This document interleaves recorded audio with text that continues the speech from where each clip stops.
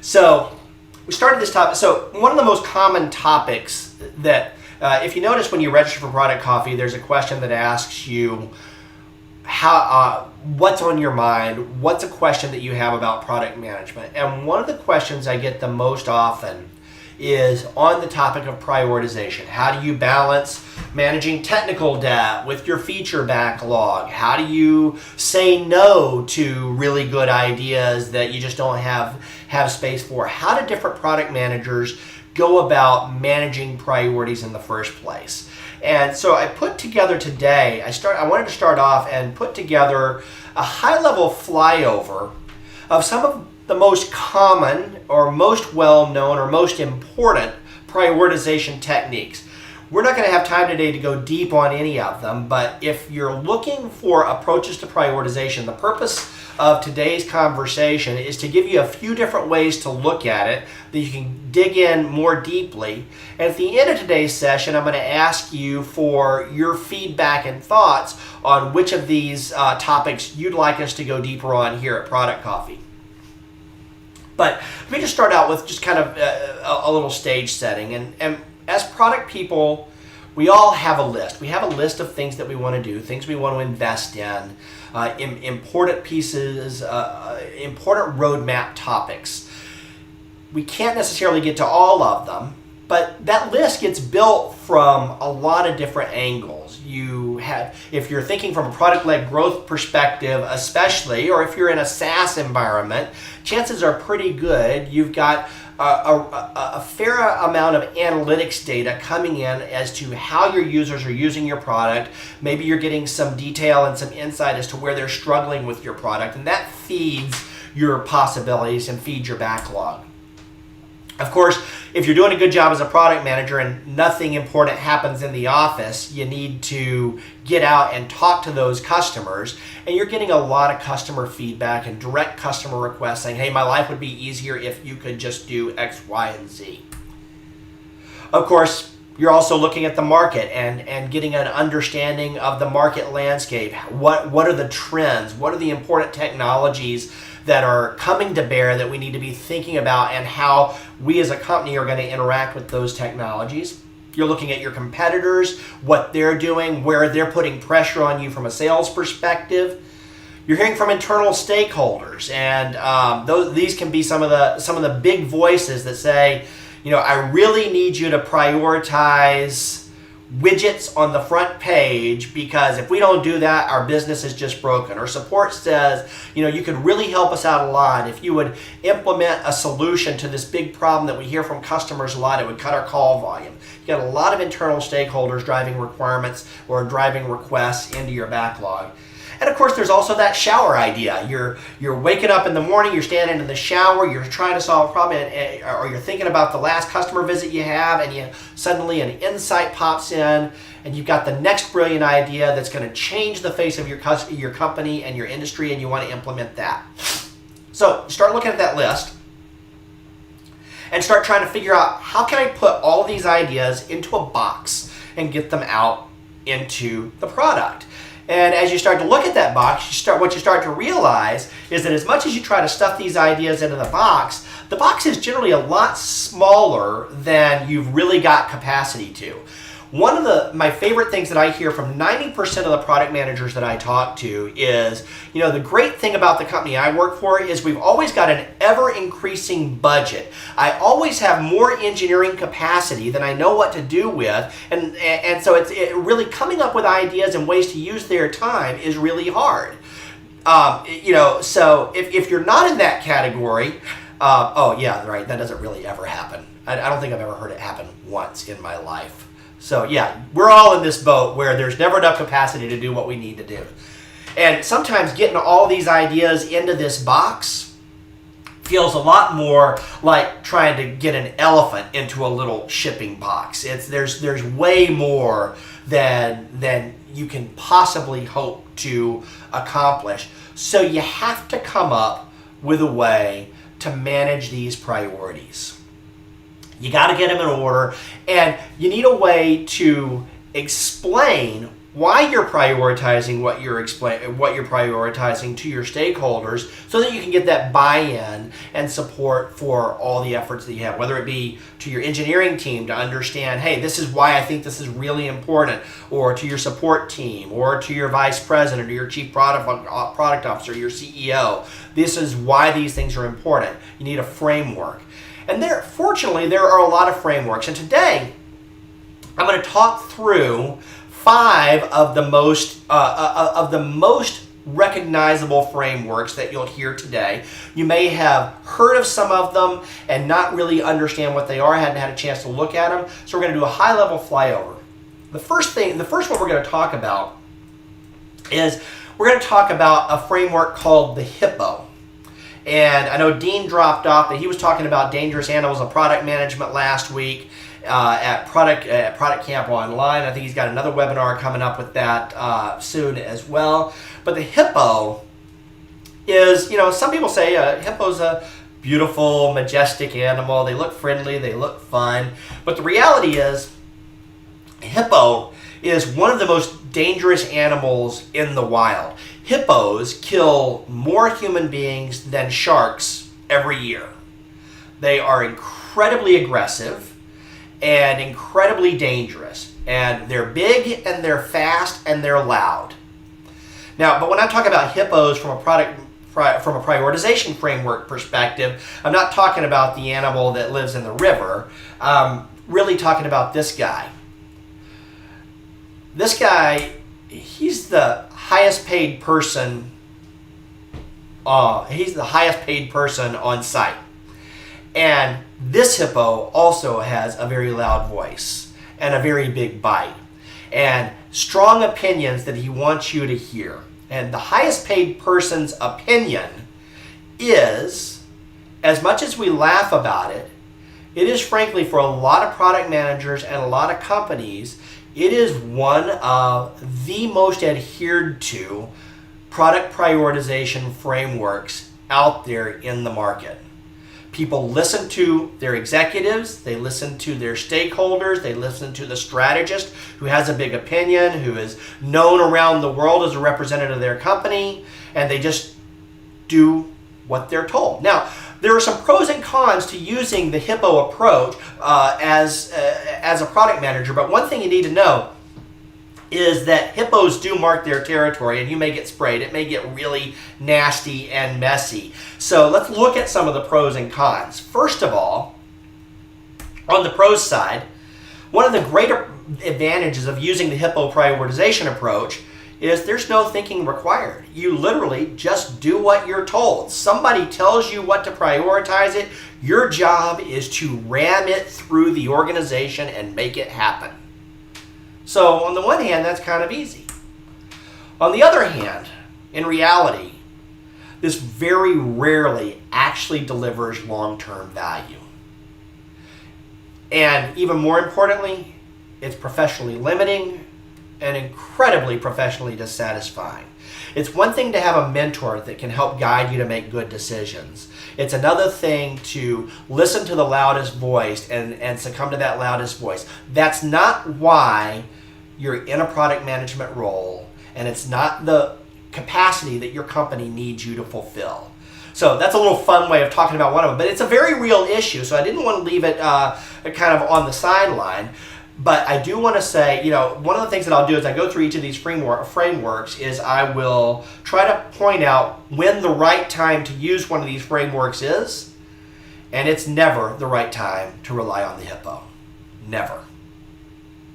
You may have the HIPPO, but one of the things you'll learn in your experience that, in general, unless your HIPPO is a true product genius, we're talking Steve Jobs level here, your HIPPO is likely coming from a place of fantasy or emotion and doesn't have the information that you should have as a product manager. And in reality, the other thing to keep in mind is that even the loudest, most aggressive HIPPO truly will appreciate a data-backed discussion about what priorities ought to be. They'll appreciate the education, they'll appreciate the thoughtfulness of a product manager. You have to learn how to manage big personalities. That gets into the soft skills, and we're going to have a conversation about soft skills at Product Coffee in the near future as well. But just really understanding that the HIPPO doesn't have to be all that scary. They really can be your ally. You just have to be thoughtful about it. And Charlie, you got a question. Bring it on.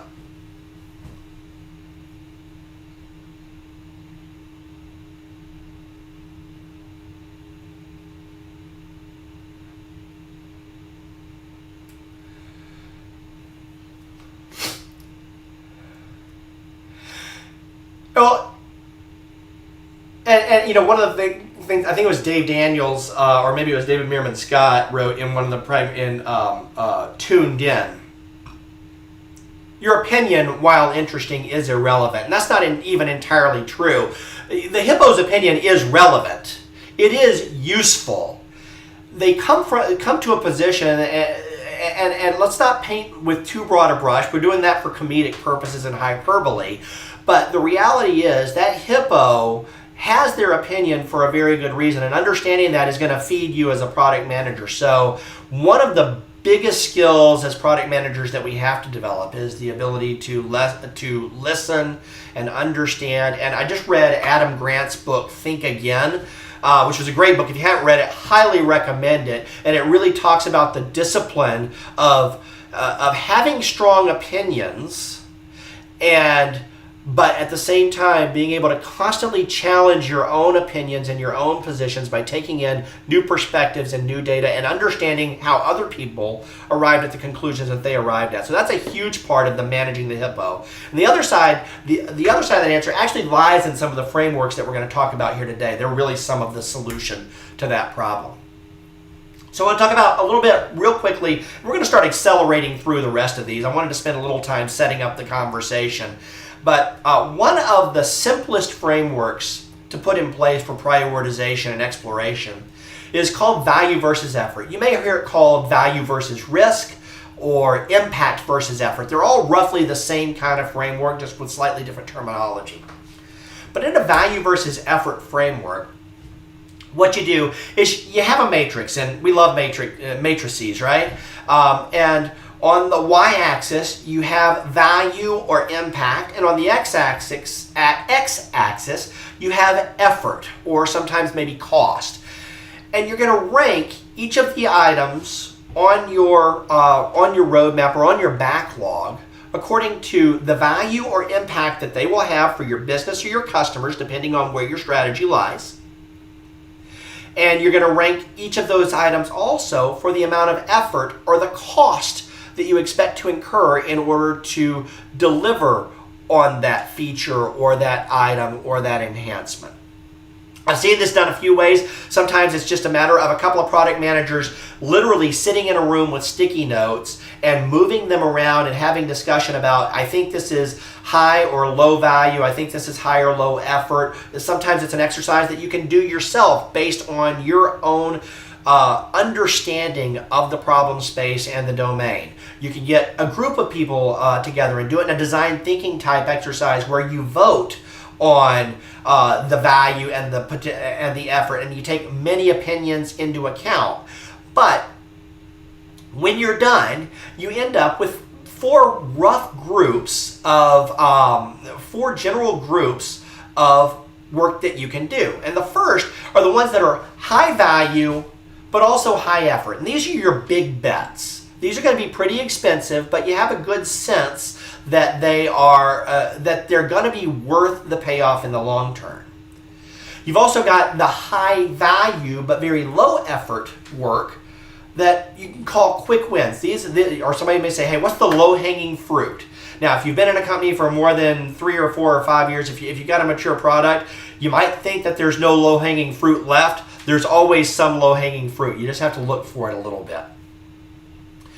You might have a few things that are low value and low effort that you can throw in as fill-ins, and you've likely got quite a few things that are very high effort but very low value. And those are things that are just not worth even your time considering unless you can find a way to change that value proposition or that effort statement on them. You're just going to move on from those. Very simple exercise. You can do it yourself, literally with sticky notes or an Excel spreadsheet or a Miro board, and get through a quick prioritization. It's good in some situations. It's not good for all situations, but let's look at some of the pros and cons. First of all, it allows you to quickly aggregate a bunch of viewpoints, especially if you do it in a conversational manner with a team. It's incredibly fast. You can go through a value and effort exercise in 15 to 20 minutes. You can use, if you use Miro, which is a great tool, you can literally take all of your backlog items from a spreadsheet, paste them in the Miro, which will create sticky notes, throw them on a grid, and move them around. And literally in 15 to 20 minutes, you've created a value versus effort matrix. It's very low cost and low effort to take this approach. On the flip side, it's very seldom backed by data. And it relies on your estimation. It relies a lot on opinions. So it's not science-backed. It assumes that everyone participating in the exercise has some intrinsic knowledge about the product space, about the effort required. It's a good tool. It's especially good early on in the life cycle of a product or a feature. It's good for early stage prioritization and really low fidelity planning. It'll help you pick out the big rocks and eliminate some thankless tasks very early on and get things moving. We use this a lot in design thinking type workshops to really focus on the most important, to identify what are the 4 or 5 things that we should focus on next as our most important opportunities. Okay, so that's value versus effort.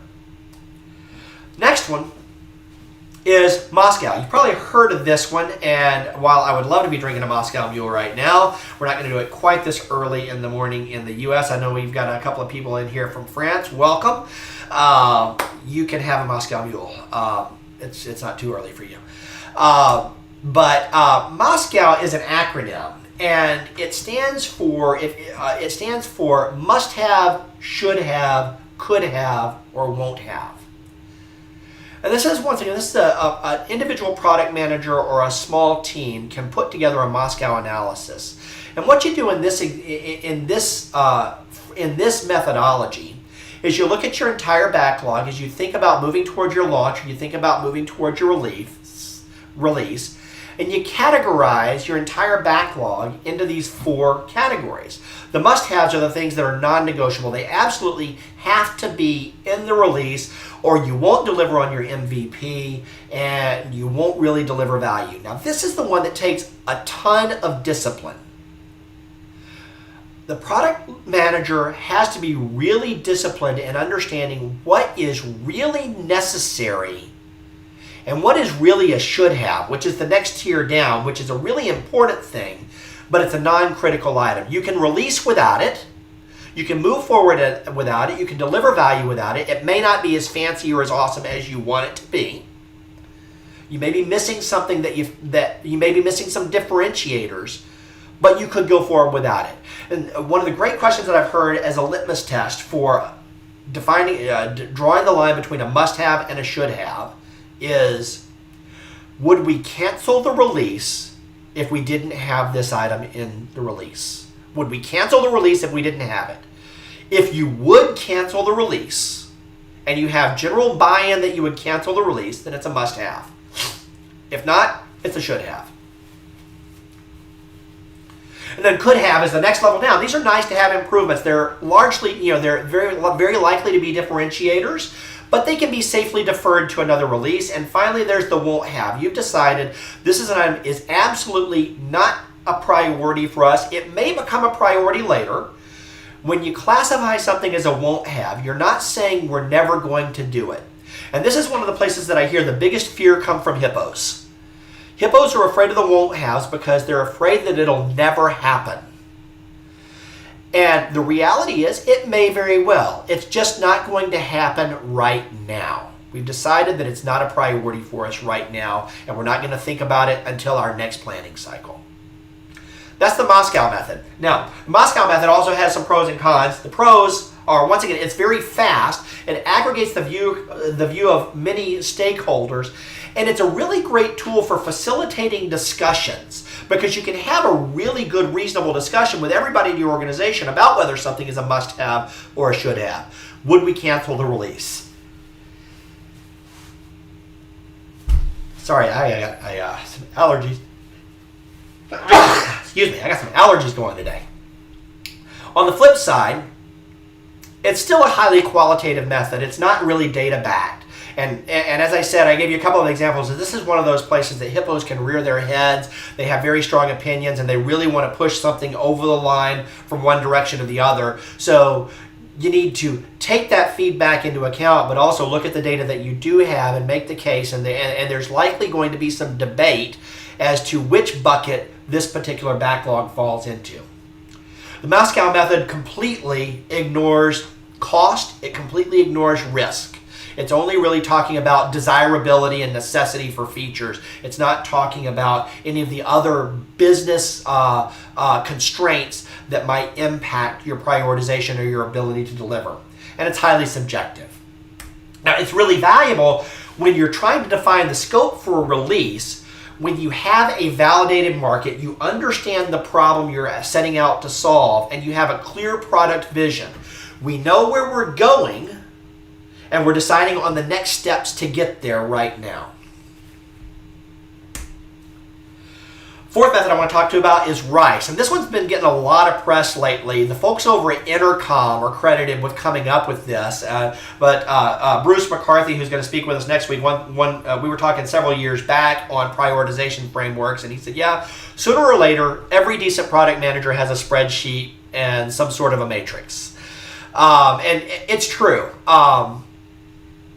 RICE is a really good, simple to implement prioritization metrics that uses a little bit of math.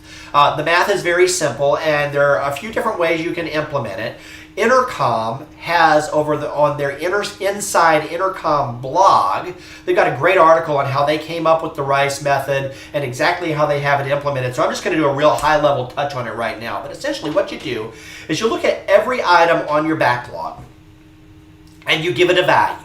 You give it a value for reach, how many customers or users, or what's going to be the broad number of people who are impacted, who are impacted by this particular feature or backlog or effort. How broadly is it going to have an effect? You assign that a score, and you can assign that in terms of absolute numbers, or you can use a bucketing system that gives you kind of a weighted score. You can say it's going to have a broad reach or a narrow reach. There are a few different ways you can do that, but you assign a consistent numbering, use a consistent numbering approach to assign a value to every item on your backlog. Impact is the same type thing. You're asking, what is going to be the effect of this? Is it going to have a very big impact, a massive improvement to the lives of our customers, or is it going to have a very small impact? Once again, you assign it a number. And then most importantly, or one of the important factors here, is you're going to also say, what is my confidence in my knowledge of both of those numbers? How confident am I that I have enough information to support that reach and impact that I've just stated? You're also going to assign a number for effort. And once again, this can be you could use a story points approach. You could use a high, medium, low that translates to a number. Whatever works, but you're going to take advantage of the knowledge of the people that you have at your disposal to relatively size all of this work with an effort number. And then you do a little math. Reach times impact time confidence over effort divided by effort will give you a RICE score.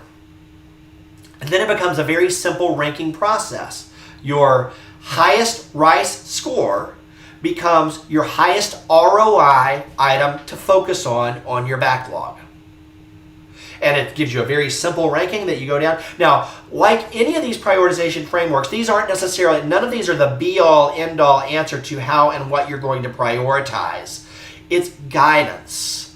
but it gives you a really good view into what the highest ROI items are, and you can do that fairly quickly with the information that you already have at hand. Some of the pros are, this one is somewhat data-backed. It's not completely data-backed, but it's somewhat data-backed. You can also use a lot of estimates, and that's why you have that confidence score. So if you don't have exact numbers, you can do a relative estimate and just account for that in your confidence. It does account for your cost of effort. And it also it really does allow for those efforts and for those estimates, and takes uncertainty into account. On the flip side, RICE implementations tend to be very feature focused, not outcome focused.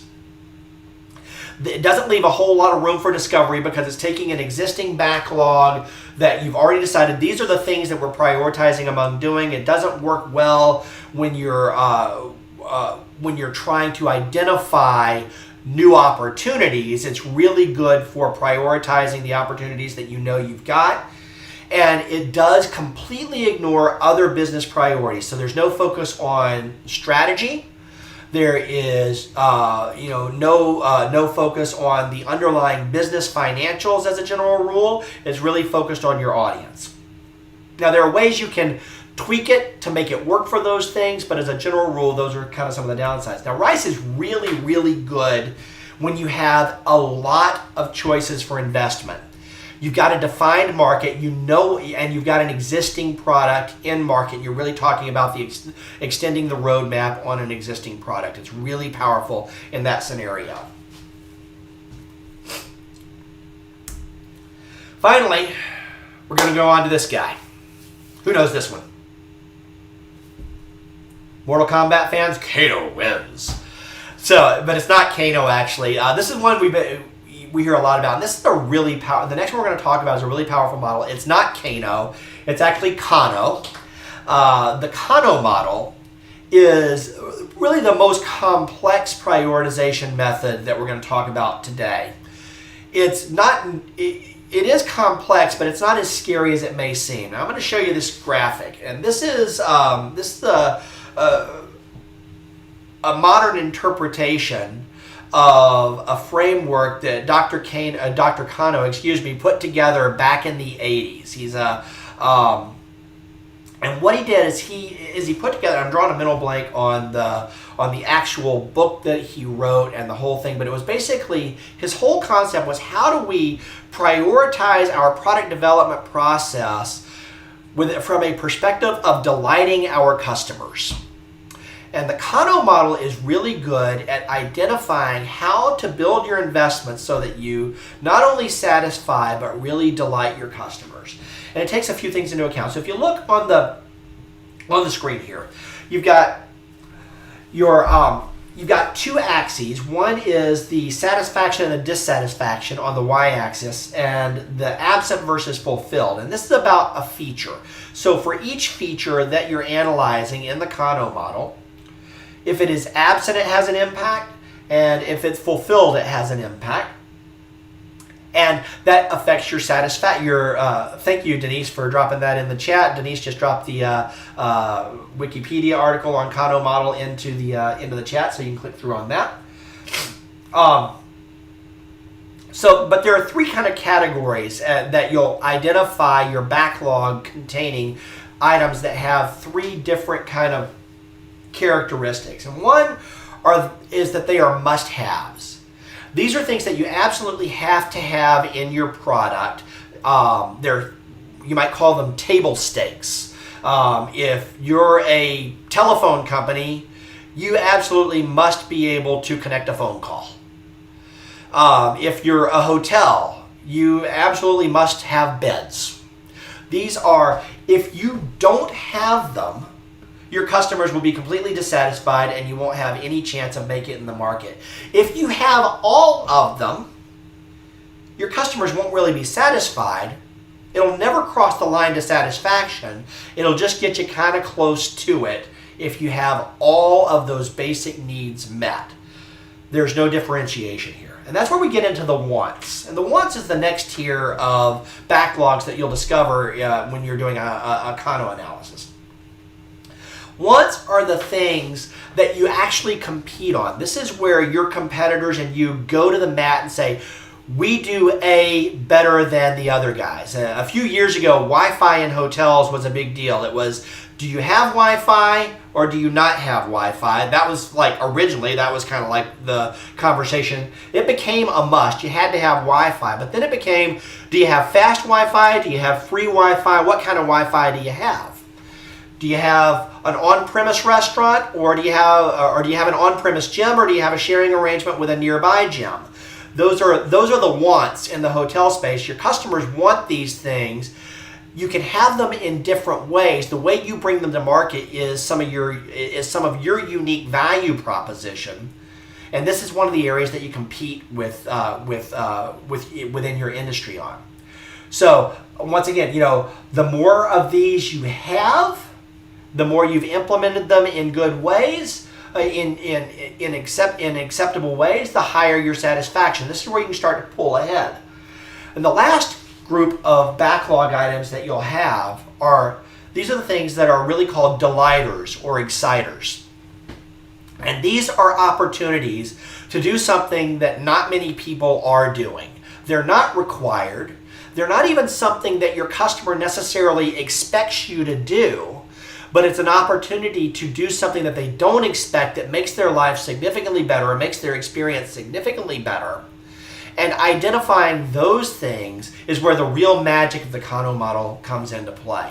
Now, the way you do this is you have to do a lot of surveys. You need to survey a lot of your customers.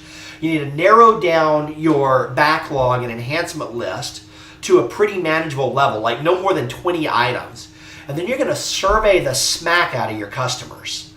You're going to get a feeling for them, and there are a few different ways you can lay out the survey. And we're looking at potentially doing a deeper dive session on Kano model here at Product Coffee. And so one of the questions I want to know from you is, would you like us to go deep on it? Because building the survey is a huge part of the magic there. You want to get a good understanding of, is this something that you can live without, you don't even care about, or is it something that, oh wow, that's really special, I would love to have that? And doing the math to figure that out is where the real magic of the Kano model comes into play. Dean, welcome back. We're just finishing up our discussion of the Kano model. So here's some of the pros and cons. The Kano model is strongly data backed. It is exceedingly customer and user centric. You're absolutely directly analyzing your customers' behavior and their statements to understand not only what is necessary, but also what is undesirable and what is magical. It promotes true differentiation. I saw a great talk the other day, actually, somebody talking about not only does the Kano model allow you to differentiate, it also is a great tool for analyzing your differentiation within your market and developing your own unique value proposition. You can use the Kano model to really analyze your competitors and understand what you're doing differently, what they're doing differently, and build your own value propositions. Really powerful tool. On the flip side, it completely ignores cost and risk. It completely ignores a lot of other business priorities, strategic alignment, and it requires significant quantitative research. This is definitely the most complicated to put in place. This is not useful when you have a brand new product, when you're working on your MVP. You don't have enough data, you don't have enough customers to get the insights that you need to feed a Kano model. This is really best used when you have an established market fit, and it's really going to help you differentiate your business and prioritize that customer's delight. Doing a proper Kano model is something that I think in many cases you may do once or twice in the life cycle of a major product area in your job. Excuse me. In your area. And the reason I say you may do it once or twice is because if you're using this tool and using this effectively and creating differentiation, you're going to be establishing yourself as a leader. you're going to be establishing your insights, and you're going to be moving into a new role, and then you're going to go through this cycle of low fidelity to high fidelity again. So it's not that the Kano model loses its utility after time. The more mature your product is, the more valuable Kano becomes. But I'm anticipating that those who master this technique and bring it to bear in their product portfolio are going to really excel in their careers and move forward in their careers as well. So those are a really fast flyover of 5 prioritization techniques, and there are a ton more. I got a list of about 25 or 30 different prioritization techniques that we could have analyzed. I chose some of the most relevant and most commonly used, so that if you weren't familiar with them, you'd have a good understanding of them. And I had set up a little survey, and it kind of broke on me at the last minute, I think. Let me make sure. I might be able to still pull it. See here, pulling. Nope, I do not have my survey. I really wanted to dig in and ask very specifically which of these models, and HIPPO is not an acceptable answer. Which of these models would you like us to go deeper on in product coffee? Now, I say HIPPO is not an acceptable answer, but the reality is we are going to go deep on soft skills that are really helpful for managing those HIPPOs in your organization and working with them.